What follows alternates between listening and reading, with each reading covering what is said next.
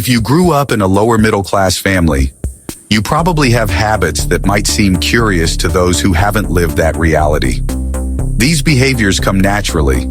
Thinking twice before buying something expensive, turning off the lights when leaving a room without realizing it, or keeping things even after they've lost their usefulness. These habits didn't appear out of nowhere. They were shaped by necessity in an environment where every resource was valuable.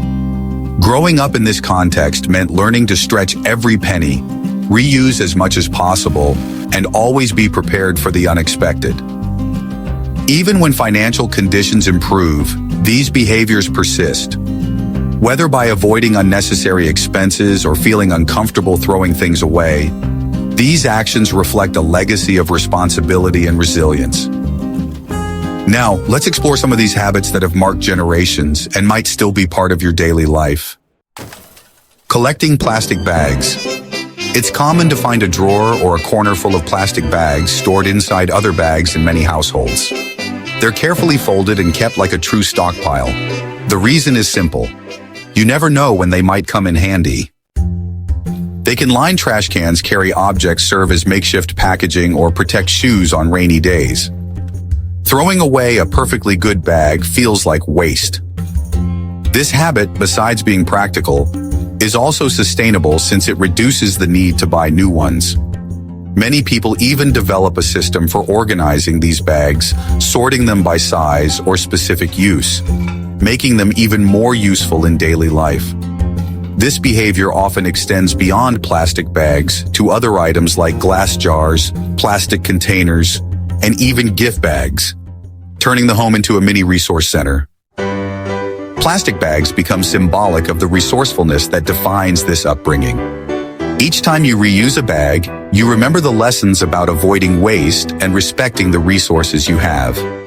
This seemingly simple habit connects to a broader mindset of sustainability, where the goal is to make the most of everything, whether it's food, money, or household items. Feeling guilty about spending on yourself. If you grew up in a home where necessities always came first, you know how hard it is to spend money on yourself. Buying an expensive coffee, quality clothes, or a non-essential item can trigger guilt. Even with financial stability, the feeling of waste lingers. This comes from a survival mindset that always prioritizes tomorrow. Many people who grew up this way tend to overanalyze their purchases, debating internally whether they truly deserve them, often putting things back on the shelf at the last moment. This guilt isn't just about money. It's also about the internalized belief that self-indulgence is irresponsible. People who grew up in these environments often feel a deep sense of responsibility toward their families and future stability, which makes any form of personal spending feel like a betrayal of those values. This phenomenon has been studied by psychologists who identify it as a form of financial anxiety rooted in childhood experiences. Saving leftover food. Throwing food away? No way. People raised in modest homes know the value of every meal.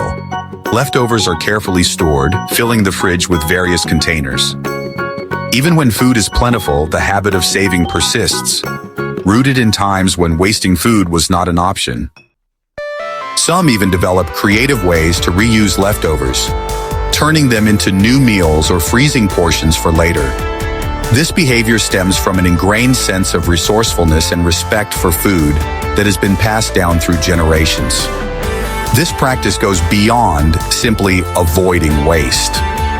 It also includes strategies like stretching meals with inexpensive ingredients, planning meals based on available items, and repurposing leftovers into new dishes. The kitchen becomes a place of creativity, where culinary experiments often yield surprisingly tasty results. This habit teaches lessons about planning, creativity, and resilience, skills that extend far beyond the dining table. Keeping things just in case. Loose screws, old cables, glass jars, manuals for appliances that no longer exist. Everything is kept. The reasoning is simple. What if I need it one day? This habit stems from a mindset of caution and frugality, where every object might have a future use. What looks like clutter to some is seen as a toolbox of solutions. Some people even create designated spaces, such as a junk drawer or a storage box, ensuring everything has a place. This practice often results in surprise discoveries, things that were saved years ago suddenly becoming useful in unexpected situations. This habit also represents a form of self-reliance. When something breaks or needs fixing, these stored items can often provide the perfect solution without an extra trip to the store. Over time, the act of saving objects becomes a point of pride, reinforcing the belief that you can solve problems independently with just a bit of creativity and forethought. Discomfort with thermostat adjustments. Changing the air conditioning or heating settings without notice, that was almost a crime. Energy costs were always a concern, and saving became a habit. Even today, seeing someone adjust the temperature unnecessarily feels like watching money go down the drain. This habit can extend to other areas, such as taking shorter showers, unplugging unused appliances, and even preferring to wear extra layers of clothing indoors, rather than turning up the heat. Energy conservation becomes second nature. People raised this way often develop strategies to minimize consumption, like installing energy-efficient light bulbs, sealing windows to prevent drafts, and limiting appliance use during peak hours. These actions are driven not just by cost concerns, but also by a deeply ingrained respect for resources. Receiving used furniture, clothes, or utensils was never embarrassing. It was a reason to celebrate. A second-hand item in good condition was a lucky find. The value lies not in the price, but in what the object can still offer. This behavior is both economical and eco-friendly. Many people take pride in their ability to find great deals at thrift stores or repurpose old items creatively, giving them a new lease on life. Second-hand items carry stories and character, giving the home a unique charm. Beyond practicality, this practice instills a sense of gratitude for the things you have, teaching that value comes from utility and not from price tags or brand names. New towels, fancy dishes, expensive perfumes, all saved for a special moment that often never comes. The idea of reserving the best for later is a legacy from times when quality items were hard to come by. This mindset leads to collections of unused items that sit untouched for years. Ironically, by the time they are finally used, their value may have diminished, making people wonder why they waited so long. This habit reflects the belief that good things are rare and must be preserved. Psychologists suggest that this practice can sometimes lead to an inability to enjoy life's simple pleasures, as the right time never seems to arrive. Always looking for discounts. Pay full price? No way. Hunting for discounts, coupons, and deals becomes a hobby. The joy of saving money is satisfying because it means the resources were better spent. Some take this habit even further, following sales cycles, signing up for store loyalty programs, and tracking prices online to ensure they always get the best deal. This behavior is more than financial caution. It's also a reflection of strategic thinking. People who practice this often view themselves as savvy consumers who refuse to be taken advantage of by marketing tactics.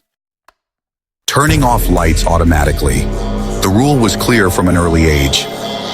Leaving the lights on unnecessarily was wasting money. Turning off the lights became a reflex. Even at other people's houses, this habit can show up unintentionally. Some take it to another level, unplugging devices that aren't in use, replacing bulbs with energy-saving alternatives, and being extremely conscious of electricity consumption. Thinking carefully before buying. Buying a new appliance or pair of shoes requires research. Comparing prices, reading reviews, and asking for opinions are all part of the process. The fear of making a bad purchase prevents impulsive decisions. Some people even create spreadsheets or lists, breaking down potential purchases to ensure they align with their budget and needs. This habit often involves waiting for the best possible deal and resisting marketing tactics that create a false sense of urgency. The research process becomes a ritual, turning even small purchases into opportunities to practice patience and discernment. Before calling a professional, the first step is to try fixing the problem yourself. Online tutorials, improvised tools, and creativity become allies in the quest to solve issues without extra costs. This applies to everything from home repairs to personal grooming, as many prefer to cut their own hair, sew their own clothes, or do their own maintenance work rather than pay someone else. Constantly worrying about the future. Even during financially stable times, the concern for the future never fades. Saving money, avoiding debt, and budgeting are habits that provide a sense of security. Many people who grew up with financial struggles find it difficult to enjoy their money, as they are always thinking about what could go wrong. Celebrating small victories, getting a discount, saving on electricity, or solving a problem independently are achievements worth celebrating. These moments prove that effort and creativity pay off. The ability to appreciate small wins creates a sense of fulfillment, reinforcing the importance of resourcefulness and persistence. These habits, which may seem odd to some, are clear reflections of a life shaped by resilience, creativity, and financial responsibility. They serve as reminders that even in challenging circumstances, resourcefulness and smart decision-making can make a big difference. As you reflect on these habits, consider how they have influenced your life and whether they still play a role in your daily routine. If you related to any of these situations, we'd love to hear your thoughts. Do you still practice these habits, or have you adapted them over time? Share your experiences in the comments below. Your insights could help others recognize similar patterns in their own lives. If you found this content valuable, make sure to like the video and subscribe to the channel. Also, don't forget to turn on notifications so you won't miss out on future content that explores personal finance, smart habits, and resourceful living. And thank you for watching. More videos coming soon, and see you next time, my friends.